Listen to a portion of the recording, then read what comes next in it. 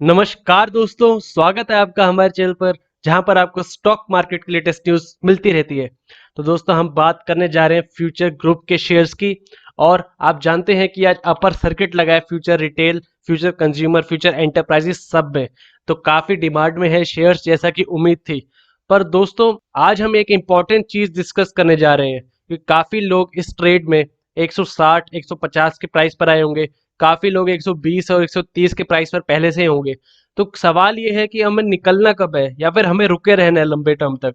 तो यहाँ पर जो स्वैप रेशो दी गई है वो कैसे बदलेगी जैसे जैसे शेयर के प्राइजेस बदलेंगे। और मैं आपको बता दूं दोस्तों, फ्यूचर रिटेल लिमिटेड है, यहाँ पर ज्यादा फर्क पड़ने वाला है उसका। तो हम आज यही डिस्कस करने वाले हैं। फ्यूचर रिटेल अगर देखें तो आप देखिए अपर सर्किट लगा है, बीच में 2 से 3 बार सर्किट टूटा था, स्टॉक मार्केट क्रैश हुआ, पर उसके बाद भी ये कुछ शेयर्स थे जिन्होंने अपनी मजबूती बना कर रखी। वहीं मैं अगर फ्यूचर कंज्यूमर दिखाऊं तो देखिए यहाँ पर भी 5% की तेजी थी लगभग। और फ्यूचर एंटरप्राइजेस में भी अपर सर्किट था, तकरीबन 5% तेज था। तो जो बात हम डिस्कस करने वाले हैं उसके लिए मैं आपको वापस उनके आउटकम पे ले आया हूँ जो उन्होंने पीडीएफ अपलोड किया था। तो आप देखिए कि कंपनीज को मर्जर का प्रपोजल रखा गया था। एमलगमेशन यानी यहाँ पर कंबाइनिंग मतलब होता है इसका, तो आप मान सकते हैं कंबाइनिंग, मर्जिंग, अमेलगमेशन एक ही बात है। और उसके बाद ये सब हमें दे दिए गए थे स्वैप रेशो। जैसे फ्यूचर कंज्यूमर लिमिटेड के लिए 9 शेयर्स इशू होंगे हर 10 शेयर्स के बदले। पर यहाँ पर एक इंपॉर्टेंट बात है record date, as on record date, और वो डिटरमाइन की जाएगी स्कीम के हिसाब से। अब दोस्तों जब कैलकुलेशन किया था हमने लास्ट टाइम, तो हमने ये देखा था कि इनके प्रीवियस क्लोज प्राइस पर, यहाँ पर देखिए आप 57% का प्रीमियम मिल रहा है, 60% का प्रीमियम मिल रहा है फ्यूचर लाइफस्टाइल फैशंस पर ये प्रीवियस क्लोज प्राइस पर था। और यहाँ पर हमने देखा कि रिकॉर्ड डेट अभी बताई जाएगी। तो जब ऐसे एमेलगमेशन या मर्जर होता है दोस्तों, तो दो इंपॉर्टेंट डेट होती है। एक होती है अपॉइंटेड डेट, ये हमें जानना बहुत जरूरी है अगर हमें जानना है कि हम प्रॉफिट बुकिंग कब करें या फिर हमें शेयर में टिके रहना चाहिए, और तीनों चारों में से कौन से शेयर में रुकना ज्यादा फायदेमंद होगा। तो अपॉइंटेड डेट होती है वो डेट जिस दिन एसेट्स और लाइबिलिटीज ट्रांसफरर कंपनीज के, यानी जिस कंपनी को मर्ज किया जा रहा है, वो वेस्ट हो जाते हैं, वो चले जाते हैं दूसरी कंपनी के अंदर। और एक होती है दोस्तों इफेक्टिव डेट। तो इफेक्टिव डेट क्या होते हैं? जब पूरी स्कीम कंप्लीट हो जाती है और इफेक्टिव हो जाती है, यानी हाई कोर्ट, और अब एनसीएलटी भी होता है तो एनसीएलटी को दे दिया गया ऑर्डर, तो एनसीएलटी द्वारा ये फाइल हो जाती है पूरी इनकी स्कीम, और वहां से अप्रूवल मिल जाता है, रजिस्ट्रार ऑफ द कंपनी से फाइल हो जाता है।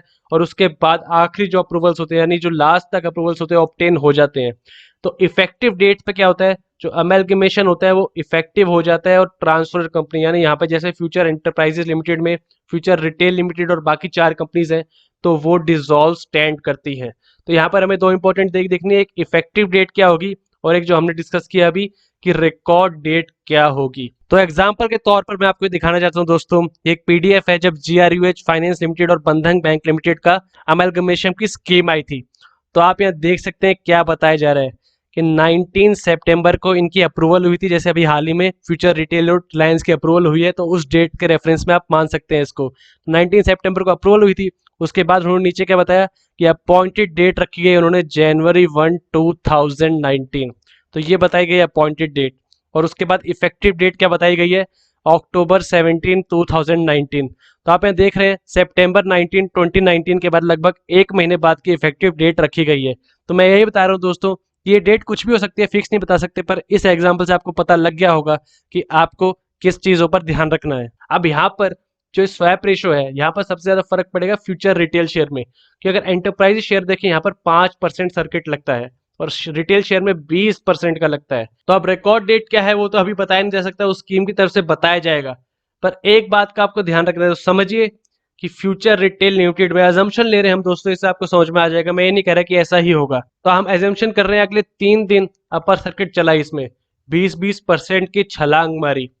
तो पहले दिन अपर सर्किट लगेगा, तो 162 का 20% हम मोटा मोटा लगा लेते हैं 32 रुपए। तो उसके बाद नया प्राइस होगा 194 के आसपास, तो वहां से 20% यानी 38 रुपए। और उसके बाद एक और अपर सर्किट लगेगा इसमें, तो वहां से इसका नया प्राइस आ जाएगा और 46 रुपीज ऊपर, यानी 116 रुपए। तो 3 अपर सर्किट में हमें उम्मीद है कि आज के लेवल से तकरीबन 116 रुपए ऊपर होगा। तो इसमें अगर आज का लेवल अगर हम जोड़ दें तो आप देखिए कि क्या प्राइस आता है, यहाँ पर 278 आ जाता है। पर उसी लेवल पर आप यहाँ देखिए फ्यूचर एंटरप्राइजेस का शेयर 5% भागता है। तो हम मोटा मोटा कैलकुलेशन कर लेते हैं, अगर आज के प्राइस से 15% ऊपर मान ले तो 15% हो जाएगा यहाँ पर तकरीबन 3 रुपये 25 पैसे के आसपास।